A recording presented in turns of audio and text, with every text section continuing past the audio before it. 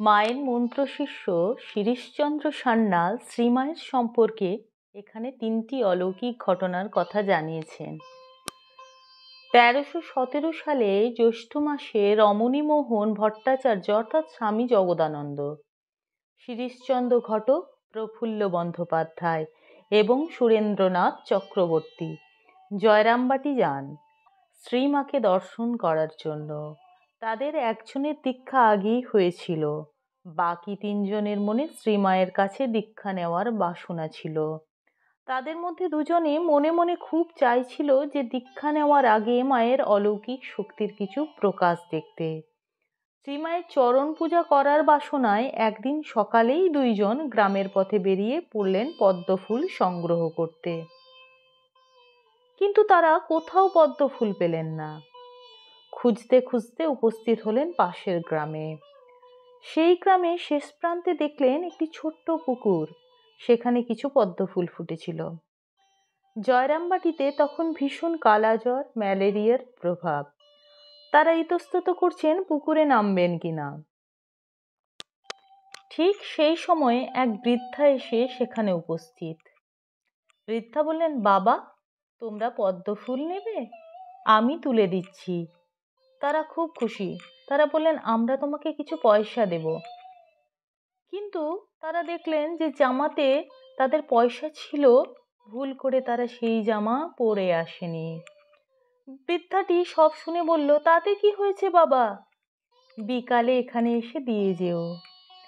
কিন্তু বিকালে সেই জায়গায় গিয়ে তারা বৃদ্ধার খোঁজ পেলেন না, এমনকি পুকুরটিও দেখতে পেলেন না। সেখানে ওই রকম কোনো বৃদ্ধা থাকে না, ওইখানে কোনো পুকুর কখনো ছিল না। আর একটি ঘটনার কথা না বললেই নয়। একবার শিরিষচন্দ্র ঘটক, সুরেন্দ্রনাথ সরকার ও ইন্দুভূষণ সেনগুপ্ত বড়দিনের সময় শ্রীরাম থেকে জয়রামবাটি মায়ের কাছে আসছেন। পথে আস্তে আস্তে তাদের স্বাদ হয়েছে জয়রামবাটিতে মায়ের কাছে পিঠে খাওয়ার। পরস্পরের সঙ্গে সেই নিয়ে আলোচনা করলেন। জয়রামবাটিতে পৌঁছানোর পরে তারা যখন প্রসাদ খেতে বসেছেন, তখন তারা সবিস্ময়ে লক্ষ্য করলেন সেদিন প্রসাদে পিঠেও রয়েছে। শুধু তাই নয়, যখন পিঠে পরিবেশন করা হলো, তাদের পাতেই প্রথম পিঠে পড়ল। তখন অভিভূত এবং চোখ অশ্রুসিক্ত হয়ে উঠল। স্বামীজির আদর্শের প্রতি অনুরাগী ভক্তরা মিলে শিলংয়ে একটি সংগঠন গড়ে তুললেন। সেখানে নিয়মিত কথামৃত পাঠ, ভক্তি ও সঙ্গীতাদি হতো। একবার ওরা অবিশ্রান্ত মাতৃসঙ্গীত শুরু করলেন। এ বিষয়ে মা কিচ্ছু জানতো না। শ্রী মা তখন উদ্বোধনের মায়ের বাড়িতে। এদিকে সংগঠনে খুব মাতৃসঙ্গীত চলছে, আর এদিকে শ্রীমা কলকাতার মায়ের বাড়িতে হঠাৎ চঞ্চলা হয়ে উঠলেন। এক সেবককে ডেকে তিনি বললেন, আর পারি না, শিলংয়ের ভক্তদের ভজন কীর্তনে কান ঝালাপালা হয়ে গেল যে, ওদের থামতে বলো, ওদের টেলিগ্রাম করে দাও। ঘটনাটি তিনি বর্ণনা করতে গিয়ে বলেছেন, মহাসমাধির পরের দিন মায়ের শরীর মঠে আনা হলো। এখন যেখানে তার মন্দির, সেখানেই তার স্থূল শরীর দাহ করা হলো। তখন কোনো ঘাট হয়নি, তবে ওখানে গঙ্গার পাড়টা নদীর দিকে ঢালু ছিল।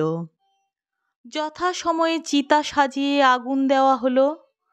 চিতা জ্বলছে ঠিক, ওই সময় দেখা গেল গঙ্গার অপর তীরে প্রচণ্ড বৃষ্টি হচ্ছে। এমন বৃষ্টি যে ওপারের বাড়ি ঘর গাছপালা কিছুই দেখা যাচ্ছে না। বৃষ্টি গঙ্গার মাঝামাঝি পর্যন্ত এলো, কিন্তু ওই পর্যন্তই। এপারে তখন বেলুর মঠে খটখটে রোদ। চিতা যথারীতি জ্বলছে। কিছুক্ষণ পরে মায়ের দেহ সম্পূর্ণ দাহ হয়ে গেল।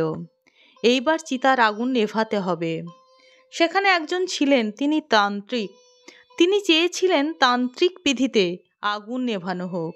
সেজন্য যেসব জিনিসের দরকার ছিল তা ওখানে ছিল না, তাই সেসব আনতে বাজারে গিয়েছিলেন। তার ফিরতে দেরি হচ্ছিল।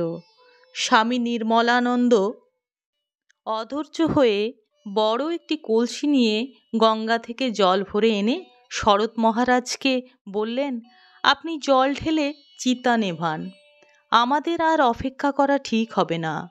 শরৎ মহারাজ চিতায় জল ঢাললেন। শরৎ মহারাজের চিতায় জল ঢালা শেষ হতেই ওপারের বৃষ্টি এপারে এসে গেল। সে এমন জোর বৃষ্টি যে তৎক্ষণাৎ চিতার আগুন সম্পূর্ণ নিভে গেল। আমরা সকলে বৃষ্টিতে একেবারে ভিজে গেলাম। এটি একটি বাস্তব ঘটনা।